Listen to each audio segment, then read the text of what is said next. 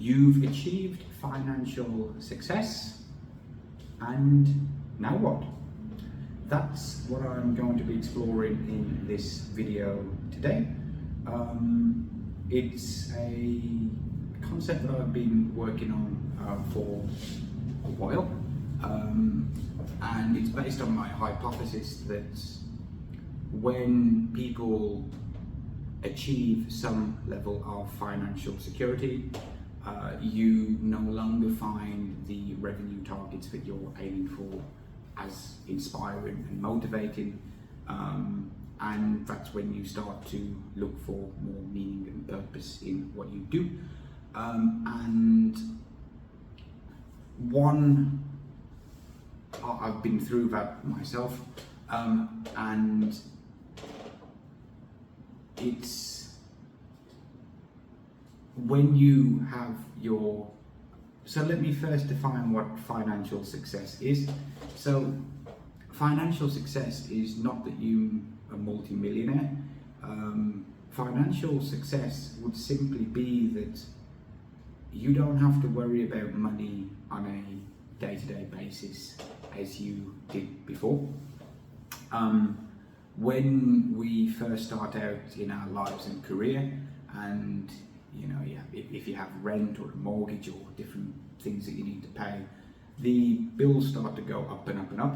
But then eventually we reach a point in our lives where we've accumulated a small nest egg, which gives us some kind of financial security in case things go wrong. Maybe we've built an investment portfolio that generates some kind of cash flow or has increased in value, and it takes the pressure off having to become a slave for your monthly paycheck. If you're in a business, maybe you have essentially gone from the 0 to the 1 stage of your business, and your company is making cash flow on a month-to-month basis. Your business is working, and you're generating revenue from your business, whether you're generating it as a salary that you're earning through the business, or whether you have a passive income from the business, that you don't have to worry about going chasing the next client or chasing the next sale, or worrying about what's going to happen at the end of the month if I don't make all these sales. Yeah, some months you still have that, but in general things are working. That's what I would define here as financial success, and anything above that as well would also be included. Maybe you're a high net worth individual and you've kind of stepped back from your business, or you want to use your business for impact more so than just making revenue. So all of those things would fit into this category, but just to put it in a short, succinct way, financial success to me would be that making money each month is no longer the most dominant thought in your mind. You have achieved that level of security, and when that happens, I know this happened for me on my own personal journey, that's when I started to look for meaning and purpose, and started to look at what's next, what do I do next as a result of this. And this has been exactly the same, the story of my life, with all the goals that I've set myself, whether it's running goals, as my hobby is endurance running. When my wife and I used to travel, it's traveling to a certain destination over land, stopping at all the different places. You get to the destination, you no longer feel, you lose the motivation. Or if you're trying to get to a certain number of countries or do a certain number of things, you reach it and then it kind of drops off. And the reason for that is it's something Jordan Peterson talks about, which is humans like the progress towards a meaningful goal. We get the joy and fulfillment in the pursuit of a goal. and when we achieve it, we feel great for a surprisingly short while, and then we start to think, what's next, what's next, what's next? And this is the point, maybe you've experienced it yourself, this is the point when I'm talking about the people that may have reached that stage of their lives or business, and basically what to do about it. So one concept that springs to mind is, well, maybe not springs to mind, one concept here is, what I wrote down from the book is, workplace ministry is the key to giving meaning and purpose to work after financial security is achieved. And what exactly does this mean? A definition of workplace ministry would be to focus intentionally on equipping believers in all spheres of work to see their work as a holy calling from God. So with this concept here of becoming a workplace minister, the concept of a workplace minister, it doesn't necessarily mean that you are going out there and transforming everything you do into some kind of evangelism, into some kind of preaching, into going into your business meetings with a Bible and quoting scripture and things. It doesn't mean that at all.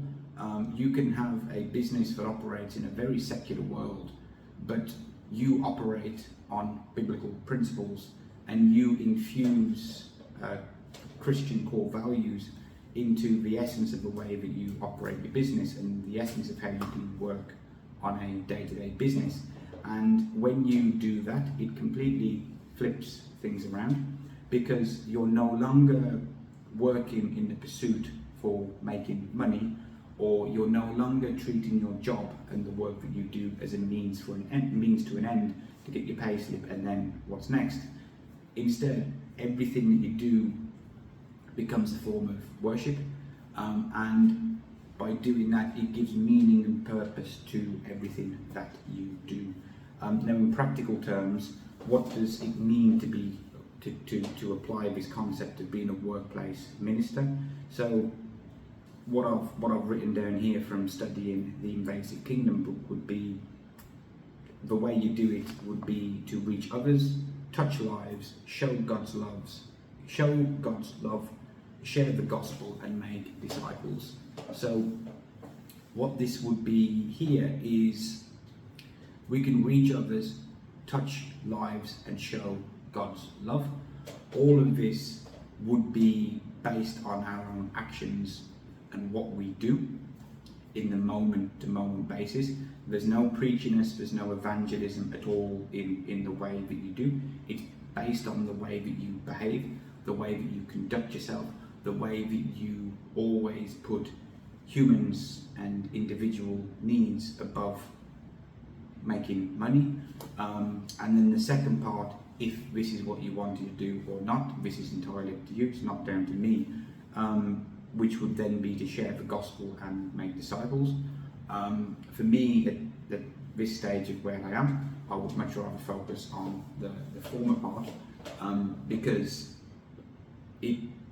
by doing so, it gives meaning and purpose to everything that you do. And so how would you reach others, touch lives, and show God's love? Well, quite simply, that would be that you act in a way where you pursue Christ-likeness in everything that you do on a moment-to-moment, day-to-day, week-to-week, month-to-month, quarter-to-quarter, year-to-year basis. What that means is you always strive to do the best that you can do in every situation that you're in. No cutting corners, even if no one will notice. It's having integrity and being consistent with who you are as a person and what you do and say on the outside. It's operating in a way of extravagant love and biblical love in the decisions you do, by asking yourself, how can I be a blessing to as many people as possible, from whether it's from a social media post you do, to working with your highest paying clients and everything in between. You operate on that approach of each individual that interacts with an email or a social media post is a human made in the image of God.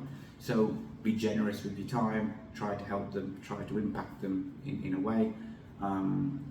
The opposite of this would be you use AI to create mass create AI generated content, optimize in a way for conversions and all of this stuff, taking the humanness out of it.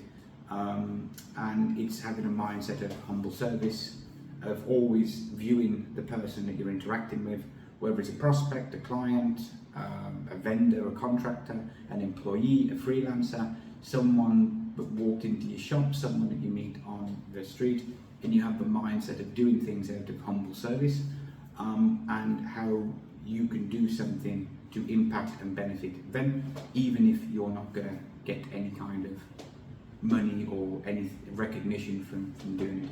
And it's adopting that mindset there, the pursuit of Christ-likeness in what you do on a day-to-day basis. And what will happen is, over time, you're going to be doing things that's different. You're going to be behaving in a way that naturally draws others to you. You become magnetic to others, and that's how you can influence them. And basically by doing this, everything that you do would be flipped from potentially having no inherent meaning and being a conflict between who you are as a person and what you're doing on the outside, to everything you do is in complete alignment with who you are as a person and what you're doing. And that's how we can eradicate the sacred secular divide, while also giving you more meaning and purpose in everything that you do. It's just the way that you choose, the way that you decide to behave and act on a day-to-day basis. That's all. See you next time.